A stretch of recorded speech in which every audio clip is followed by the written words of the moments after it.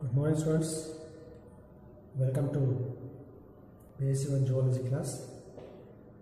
So, in the previous video, we were talking about the parasitic adaptations in Platyhelminthes. Parasitic adaptations in Platyhelminthes. So, in that, we were talking about morphological adaptations. Morphological adaptations. What type of changes or structures are seen in parasitic flatworms to adjust to their host body. So few morphological adaptations we already discussed.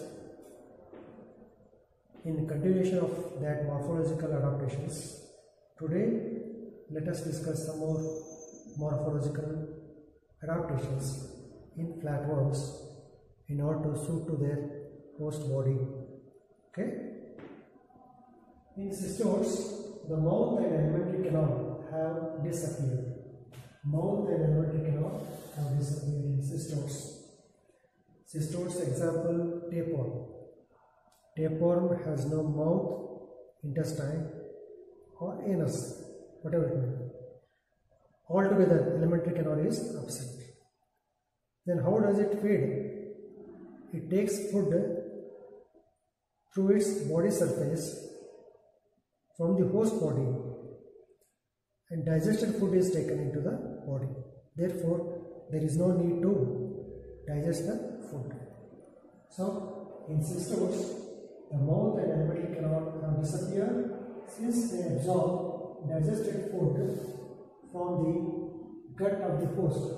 From the gut of the host, it absorbs food through its general body surface. Therefore, there is no necessity of alimentary canal. See, such type of adaptation is seen in parasitic flatworms. Okay, they don't have alimentary canal because they get digested food from its host body. Therefore, it doesn't need to digest the food. There is no necessity of digestion of food.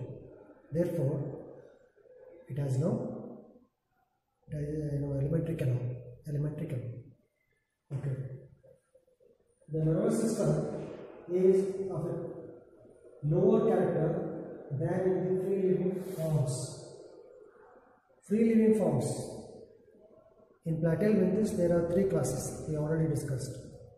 Class Turbellaria, class Trematoda, and class Cystoda.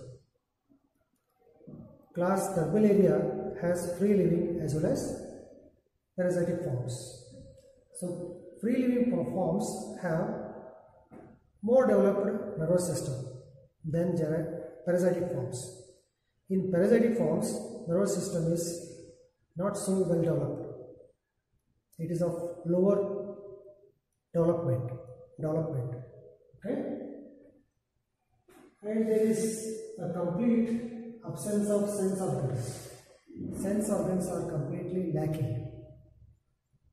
Whereas in free living forms, sensory structures are present, such as eye spots are there, chemoreceptors are there, tango receptors are there. But in parasitic forms, these are lacking. Why they are lacking? Not necessarily. Since they are living inside the host body, they need not to have sensory organs, sensory structures. Therefore, they don't have sensory structures. Okay. The reproductive organs are well developed. This is very important. Reproductive organs are very well developed. Why? In order to continue its species. In order to continue its species from generation to generation, it has well developed reproductive system. Okay?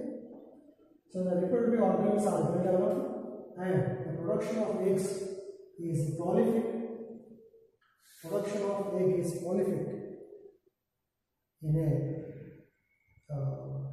faster multiplication. the number is increasing to ensure the continuance of the species. Species continuation is ensured by the well-developed reproductive system. Sufficient number of eggs are produced. Sufficient number of eggs are produced. So where chances of survival is less, there the production of sex cells is more. Is clear? Where chances of survival rate is less, there the production of sex cells, gametes, eggs would be more in order to compensate loss of the eggs. In order to continue their race, in order to continue their species, they produce more number of eggs. Okay. So reproductive organs are repeated. See, in cystose, tapeworms again, the reproductive organs are repeated in each proglotid. In each proglotid, the reproductive organs are repeated. Tapeworm.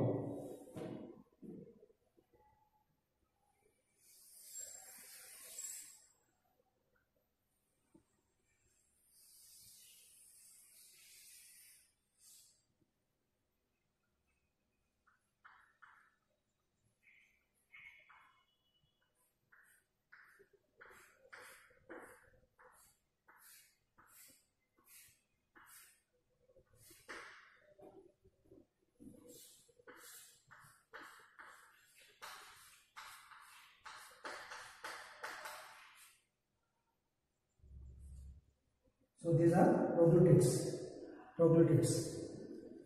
So proglottids are segment-like structures. They are not true segments, and each proglottid has reproductive structure. The reproductive organs are repeated in each proglottid.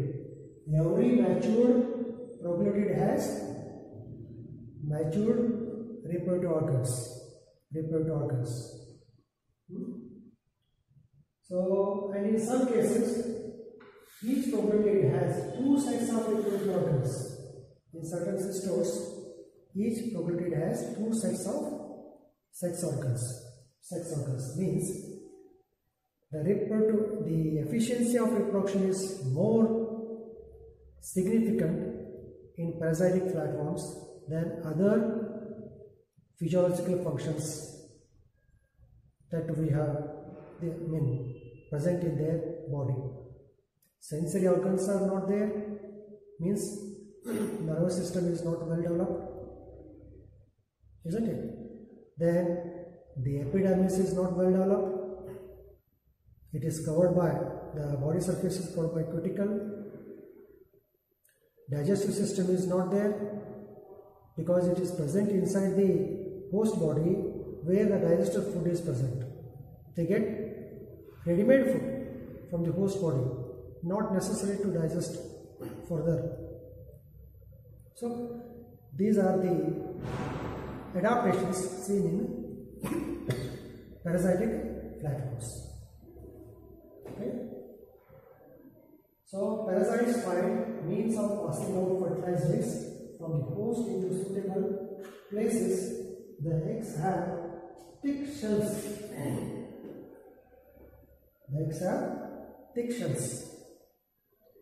And the parasites have developed their own, means for transporting, for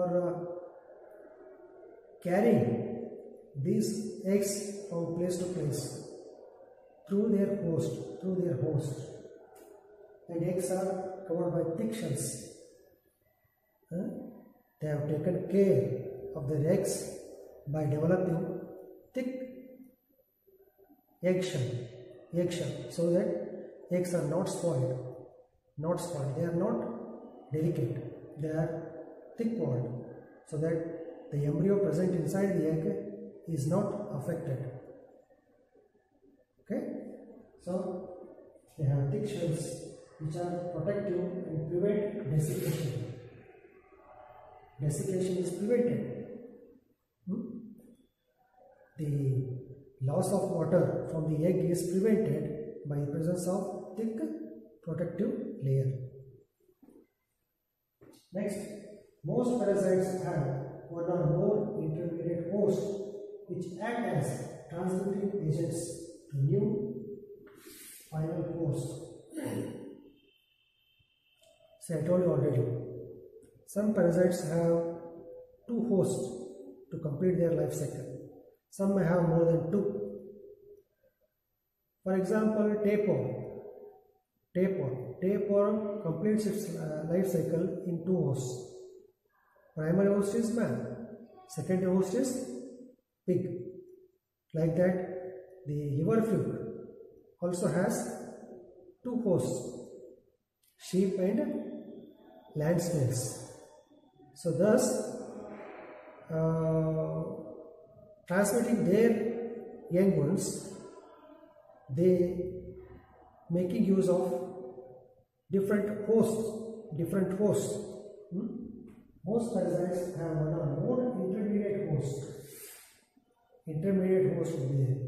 So in tapeworm, the intermediate host is pig. Man is primary host. In liver fluke, intermediate host is land snail. Primary host is sheep. So one or more intermediate hosts are used to the transfer their young ones, okay, from one host to another host. So these are few morphological features we discussed that are present in parasitic flatworms. Let us discuss some physiological adaptations that we can observe in flatworms. Physiological adaptations. So far what we discussed, morphological adaptations we discussed. Let us discuss physiological adaptations that are there in platyhelminthes or flatworms. Okay, let us discuss physiological adaptations in platyhelminthes, flatworms.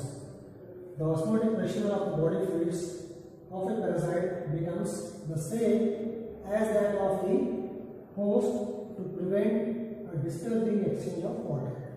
Osmotic pressure.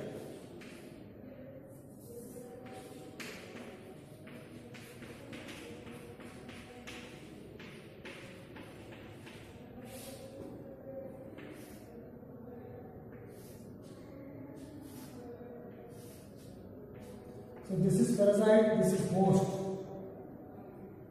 Host osmotic pressure is similar to that of host. Parasitic osmotic pressure is same to that of osmotic pressure of host. So osmotic pressure is very important for the exchange of water. So if the osmotic pressure of parasite is more, then the host body, from the host body water enters into parasite body. If osmotic pressure of host body fluid is more, then the parasitic body, water moves from parasites to host body. In order to prevent that, the osmotic pressure of parasite is similar to that of the host body fluids. This is how they have maintained their osmotic pressure. Because of this similar type of osmotic pressure, they can survive comfortably inside the host body environment. Okay, so they have similar type of osmotic pressure. This is one of the very important physiological modification present in flatworms, parasitic flatworms. Parasites living in blood or tissues, fluid, find an abundance of oxygen. So parasites that are living in blood and tissues, they get sufficient amount of oxygen because blood has oxygen. Tissue is also having oxygen. There they get sufficient amount of oxygen. If they are present in elementary canal, they may not get sufficient oxygen. So, living in blood or tissues find an abundance of oxygen, but those found in elementary canal or bile duct have a considerable tolerance. They have considerable tolerance to an absence of oxygen because their oxygen is absent. In such case, they can tolerate. Tolerance level is very high here. Oxygen content is very low. They obtain their energy by an oxybiotic process in which glycogen is utilized. Here, they make use of glycogen, not glucose. Glycogen is used. So, for the use of glycogen, less amount of oxygen can be utilized. So, next, cystoscoles stimulate the gut of the host to secrete mucus, which forms a protective envelope around the tapeworm. So, these worms, what they do, they stimulate the host body to produce mucus. That mucus envelopes, protects the parasitic body from the effect of digestive juices that are secreted by the host body.